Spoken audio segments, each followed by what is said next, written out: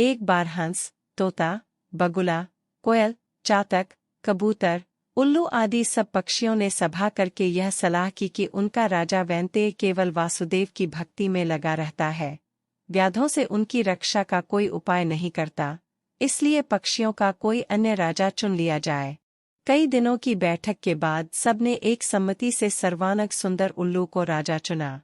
अभिषेक की तैयारियां होने लगीं, विविध तीर्थों से पवित्र जल मंगाया गया, सिंहासन पर रत्न जड़े गए, स्वर्ण घट भरे गए, मंगल पाठ शुरू हो गया, ब्राह्मणों ने वेद पाठ शुरू कर दिया, नर्तकियों ने नृत्य की तैयारी कर ली। उलूकराज राज्य सिंहासन पर बैठने ही वाले थे कि कहीं से एक कौवा आ गया। कौवे ने सोचा, यह समारोह कैसा, यह उत्सव किस लिए? पक्षियों ने भी कौवे को देखा तो आश्चर्य में पड़ गए। उसे तो किसी ने बुलाया ही नहीं था। फिर भी उन्होंने सुन रखा था कि कौवा सबसे चतुर कूटराजनीतिज्ञ पक्षी है, इसलिए उससे मंत्रणा करने के लिए सब पक्षी उसके चारों ओर इकट्ठे हो गए। उलूक राज के राज्याभिषेक की बात सुनकर कौवे ने हंसते हुए कहा, यह चुनाव ठीक नहीं हुआ। मोर, हंस, कोयल, सारस, चक्रवाक, शुक आदि सुंदर पक्षियों के रहते दिवांद उल्लू और टेढ़ी नाक वाले अप्रियदर्शी पक्षी को राजा बनाना उचित नहीं है।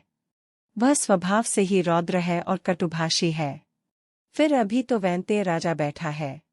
एक राजा के रहते दूसरे को राज्यासन देना विनाशक है। पृथ्वी पर एक ही सूर्य होता है, वही अपनी आभा से सारे संसार को प्रकाशित कर देता है। एक से अधिक सूर्य होने पर प्रलय हो जाती है। प्रलय में बहुत से सूर्य निकल जाते हैं, उनसे संसार में विपत्ति ही आती है, कल्याण नहीं होता। राजा एक ही होता है, उसके नाम कीर्तन से ही काम बन जाते हैं। यदि तुम उल्लू जैसे नीच, आलसी, कायर, व्यसनी और पीठ पीछे कटुभाषी पक्षी को राजा बनाओगे तो नष्ट हो जाओगे। कौवे की बात सुनकर सब पक्षी उल्लू को राजमुकुट पहनाए बिना चले गए। केवल अभिषेक की प्रतीक्षा करता हुआ उल्लू, उसकी मित्र कृकालिका और कौवा रह गए। उल्लू ने पूछा, मेरा अभिषेक क्यों नहीं हुआ?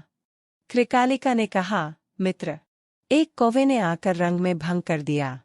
शेष सब पक्षी उड़कर चले गए हैं, केवल वह कौवा ही यहाँ बैठा है।